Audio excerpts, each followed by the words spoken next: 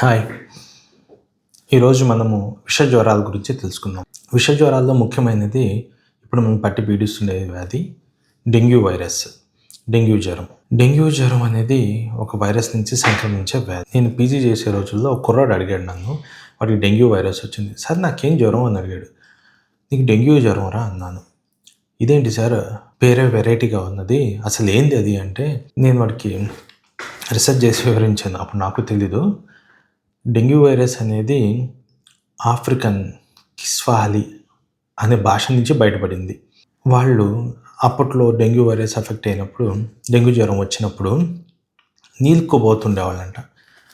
ఏదో ఒక evil spirit వచ్చి వాళ్ళని అలా చేస్తుందని అనుకునేవాళ్ళు. దాన్ని వాళ్ళు డెంగా పెపో అనేవాళ్ళు. ఈ డెంగా పెపో అనే పదము స్పానిష్ ద్వారా, అంటే స్పానిష్ లాంగ్వేజ్లో డెంగ్యూగా మారింది. ఇది ఒక వైరస్తో వస్తుందని కనుక్కున్నారు. అప్పటి నుంచి ఇది ప్రచరణలో ఉన్నది. డెంగ్యూ వైరస్ అంటే మనకు సాధారణంగా తెలిసింది ఏంటి అంటే జ్వరం రావడము, ఎర్రగా మారిపోవడము, తెల్ల కణాలు తగ్గడము, చలి వణుకడము ఇట్లాంటివి ఉంటాయి. డెంగ్యూ వైరస్ అనేది ఒక దోమ ద్వారా మనుషులకి సంక్రమిస్తుంది. ఆ దోమ ఏంటంటే అంటే మనుషుల నుంచి సంక్రమించడం. అది ఒక ఆడ ఈడిస్ ఈజిప్టే అనే దోమ ద్వారా సంక్రమిస్తుంది.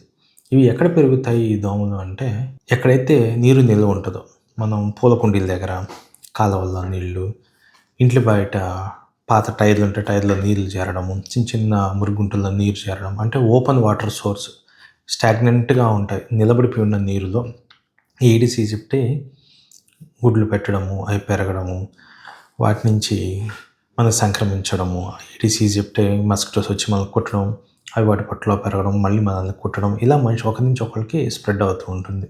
దీన్ని ఎలా నివారించాలో చివరిలో చెప్తాను. ఈ ఈడిస్ ఈజిప్టే కుట్టిన తర్వాత సాధారణంగా 4 నుంచి 14 రోజుల దాకా మనకి ఏమి లక్షణాలు కనిపించవు. దీన్ని ఇంక్యుబేషన్ పీరియడ్ అంటాము. మన బాడీలో ఈ డెంగ్యూ వైరస్ మల్టిప్లై అయ్యి అదేం చేస్తుందంటే మన మూలిగ అంటాం కదా, ఎముకల్లోని మూలిక పదార్థాన్ని ఎఫెక్ట్ చేయడం వల్ల తెల్ల కణాలు ప్లేట్లెట్స్ తగ్గిపోతాయి. అందుకని మనకి డెంగ్యూ జ్వరంలో తెల్ల కణాలు బాగా తగ్గిపోయి కనిపిస్తూ ఉంటాయి. ఎప్పుడైతే ఇది జ్వరానికి కారణం అవుతుందో, జ్వరానికి సంబంధించిన కెమికల్ మీడియేటర్స్, ఇంటర్లూకిన్స్, ట్యూమర్ నెక్రోస్ ఫ్యాక్టర్ అనేటివి ఉంటాయి. అవి మనకి కండరాల నొప్పులు గాను, కీళ్ళ నొప్పులు గాను, జ్వరం గాను బయటపడతాయి.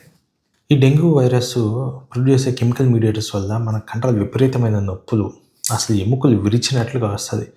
దాన్నే బ్రేక్ బోన్ ఫీవర్ అంటాం. డెంగ్యూ జ్వరానికి ఇంకో పేరు బ్రేక్ బోన్ ఫీవర్. అలాగే డెంగ్యూ జ్వరం మొదట వచ్చి కొద్ది రోజులు తగ్గి, 1-2-3 రోజులు తగ్గి మళ్ళీ స్టార్ట్ అవుతుంది.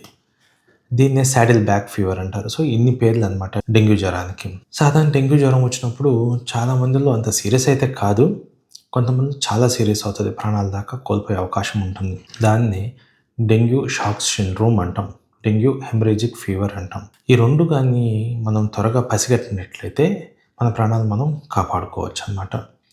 ఈ dengue shock syndrome, dengue haemorrhagic fever ఏముందంటే ఒళ్ళంతా ఎర్రగా మచ్చల్లాగా ఏర్పడిపోతాయి, చుక్కలుగా తెల్ల కణాలు తగ్గడము, రక్తనాళాల నుంచి ప్లాస్మా అనే పదార్థము బయటికి లీక్ అయిపోతూ ఉంటుంది. ఇలా లీక్ అయినప్పుడు ఏం జరుగుతుందంటే మచ్చలు ఏర్పడము, పొట్టలో కానీ ఊపిరితిత్తులో కానీ నీరులాగా చేరిపోవడము, ఒళ్ళంతా ఉబ్బడం జరుగుతుంది. ఈ స్టేజ్కి పోతే ఇక్కడ మనము బతికించుకునే ఛాన్సెస్ చాలా తగ్గుతాయి. అయినా దీన్ని కూడా పోరాడి హాస్పిటల్లో ఐసీయూ కేర్లో ఉండి ప్రాణాలను దక్కించుకునే అవకాశం అయితే ఉన్నది, లేదని చెప్పడం లేదు. సరే, డెంగ్యూ ఎన్ని రకాలంటే డెంగ్యూ జ్వరం, డెంగ్యూ వైరస్ అనేది 4 రకాలు. డెంగ్యూ 1, 2, 3, 4 అని 4 రకాలు ఉంటాయి. ఇట్లా ఏదైనా ఎఫెక్ట్ అవ్వచ్చు. అన్నీ ఇంచుమించు ఒకే విధంగా హానికరంగా ఉంటాయి. డెంగ్యూ ఒకసారి వచ్చిన తర్వాత ఇంకోసారి రావచ్చా అంటేను రావచ్చండి. ఈడిస్ ఈజిప్టే ఫస్ట్ నన్ను డెంగ్యూ 1 వైరస్ని ఇనాక్యులేట్ చేసింది అనుకుందాం. నాకు బాడీలో యాంటీబాడీస్ తయారయ్యి డెంగ్యూ 1ని మాయం చేసేసాయి. కొన్ని సంవత్సరాల తర్వాత మళ్ళీ ఈడిస్ ఈజిప్టే పుట్టింది అనుకోండి. ఈసారి డెంగ్యూ 1 కాకుండా 2నో 3నో 4నో వైరస్ ఇంజెక్ట్ చేసింది అనుకోండి. నా ఇమ్యూన్ సిస్టమ్ ఉంటుంది, నీకు డెంగ్యూ వైరస్ వచ్చింది, నీకు యాంటీబాడీస్ ప్రొడ్యూస్ చేస్తామని పాత ఏమన్నా యాంటీబాడీస్ని ఆ ఫ్రేమ్తో ప్రొడ్యూస్ చేసేస్తాయి. యాంటీబాడీస్ డెంగ్యూ వైరస్ 1 అనుకొని ఆ డెంగ్యూ వైరస్ 2 పోయి అంటుకుంటాయి. కానీ ఆ డెంగ్యూ వైరస్ 2 ఈసారి నేను డెంగ్యూ 2ని 1 కాదు, నువ్వు రాంగ్‌గా నన్ను కనుక్కున్నావు అని చెప్పి, నీ ప్లాన్ బాలేదని చెప్పి నన్ను అఫెక్ట్ చేస్తాయి. సో, రెండోసారి వచ్చింది వేరే వైరస్ గానైతే అంటే 1, 2, 3, 4, 1 కాకుండా గానైతే రియాక్షన్స్ చాలా సివియర్‌గా ఉంటాయండి. డెంగ్యూ జ్వరంలో రెడ్ ఫ్లాగ్స్‌ని మనం ముందుగానే గుర్తించాలి. ఆ రెడ్ ఫ్లాగ్స్ ఏంటి అంటే తెల్ల కణాలని చూసుకుంటూ రావడం. తెల్ల కణాలు ఎప్పుడైతే క్రిటికల్ కౌంట్ అంటే 44,000 కన్నా 44,000 కన్నా తగ్గుతాయో ఆ పేషెంట్‌ని అడ్మిట్ చేయడము, స్ట్రిక్ట్‌గా తెల్ల కణాలు చెక్ చేసుకుంటూ తెల్ల కణాలు అవసరమైతే ఇయ్యాల్సి వస్తది. ఎప్పుడు తెల్ల కణాలు ఇవ్వాల్సి వస్తది అంటే తెల్ల కణాలు 10,000 కన్నా తగ్గితే లేదా 10,000-20,000 ఉన్నప్పుడే బ్లీడింగ్ మేనిఫెస్టేషన్స్ ఏదైనా బ్లీడింగ్ అవుతూ ఉంటే ఇవ్వాల్సి వస్తదండి. 10,000 కన్నా తగ్గి బ్లీడింగ్ లేకపోయినా ఇవ్వడము, 10,000-20,000 వరకు బ్లీడింగ్ ఏం లేకపోతే మానిటర్ చేసుకొని ఒకవేళ బ్లీడింగ్ అవుతుంటే ఇచ్చేయడం జరగాలండి. ఈ తెల్ల కణాలు ఇచ్చిన తర్వాత టెంపరేచర్‌ని పారాసెటమాల్‌తో కంట్రోల్ చేయాలి. టెపిడ్ స్పాంజింగ్ అన్నాం కదా, గోరువెచ్చని నీళ్ళతో బాడీని తుడుస్తూ ఉండాలి. చంకల్లో, గజ్జల్లో పెట్టాలి, నుదురు మీద పెట్టాలి. రెడ్ ఫ్లాగ్ అనేది ప్లేట్లెట్ ఒకటి చెప్పుకున్నాం కదా, ఇదే విధంగా ఇంకో రెడ్ ఫ్లాగ్ ఏంటంటే ఒళ్ళు మీదంతా ఎర్రగా మచ్చలు రావడం, ఒళ్ళు ఉబ్బుతూ పోవడము, పొట్ట ఉబ్బుతూ వస్తుంటే అది సీరియస్‌గా అయ్యే ఛాన్సెస్ ఎక్కువ ఉంటాయండి. ఇలాంటప్పుడు మనము తెల్ల కణాలే కాదు, ప్లాస్మా అనేది కూడా ఇవ్వాల్సి వస్తది.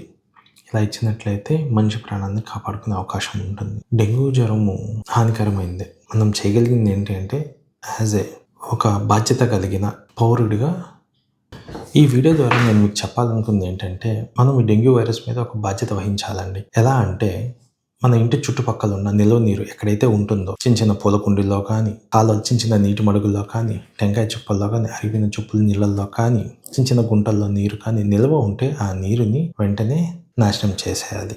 ఎలాగ అంటే అంత కిరోసిన్ తీసుకొని నిల్వ ఉన్న నీరు మీద కానీ వేసినట్లయితే ఆ దోమ యొక్క గుడ్లని కిందకి వెళ్ళిపోయి దోమ గుడ్లు చనిపోవడం జరుగుతుంది. దోమ పుట్టకుండా అయిపోతుంది. మనిషి నుంచి మనిషి ఎంత రుద్దుకున్నా రాదండి. ఆ దోమ నుంచే మనిషి నుంచి మనిషికి సంక్రమిస్తుంది. అటువంటి దోమనే మనం లేకుండా చేస్తే మనకి డెంగ్యూ రాకుండా ఉండే అవకాశం ఉంటుంది. సో, బాధ్యత పౌరుడిగా మీరు ఇప్పుడు చేయాల్సింది ఏంటి అంటే నిల్వ నీరు ఇంటి చుట్టూ లేకుండా చూసుకోండి. ఇలా చేసినట్లయితే మీకు నా హ్యాట్స్ ఆఫ్. ఈ వీడియో మీకు నచ్చినట్లయితే